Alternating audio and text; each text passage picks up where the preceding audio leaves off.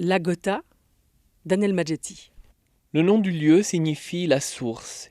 Il ne l'ignorait pas, et il y pensait souvent lorsqu'il s'approchait du domaine, tiraillé entre l'impatience et l'angoisse. Si de loin, aux alentours de la maison, il apercevait la silhouette d'Olivier, il était soulagé, car il n'y avait rien à craindre. Il s'attarderait avec lui à l'extérieur, l'accompagnerait au verger, le suivrait dans les communs, où l'on répare les outils et l'on tresse l'osier ou les cordages. Mais s'il ne distinguait personne à proximité de la ferme flanquée de son grand arbre, Gustave ne savait jamais à quoi s'attendre.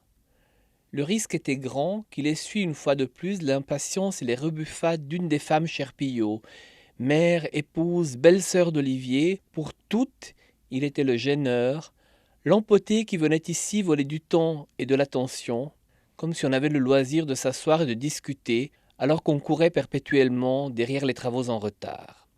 Source de moments de perfection et de joie, la Gotha pouvait devenir synonyme de rejet, pour peu que l'intercesseur n'y soit pas.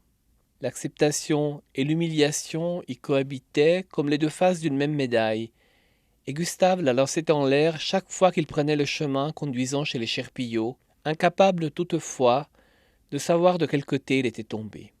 Poète peut-être, devin si peu. Il se souvient avoir souri lorsqu'en 1921, la commune de Vucheran avait choisi pour ses armoiries une chouette d'argent sur champ rouge.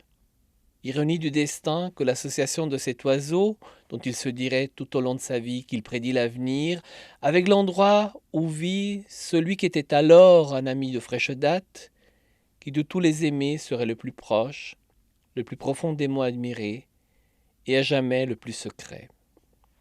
La Gotha donne accès à l'envers du pays. À la limite du large plateau sur lequel elle trône, on découvre les vallonnements qui froncent le tissu de la campagne vers le nord. J'ai préféré ne pas m'en approcher, bien que je sache infonder la peur que les habitants d'aujourd'hui fassent preuve à mon égard de la mauvaise grâce manifestée jadis par Louisa ou par Emma. La ferme, sa façade imposante, le pont suspendu de sa grange, je les ai regardés de loin, en les confrontant mentalement aux photographies d'antan. Nous avons marché jusqu'au cimetière, cherché la tombe d'Olivier dont la simplicité m'a ému davantage que la vue des lieux où il incarnait une manière d'idéal, celui du paysan éternel.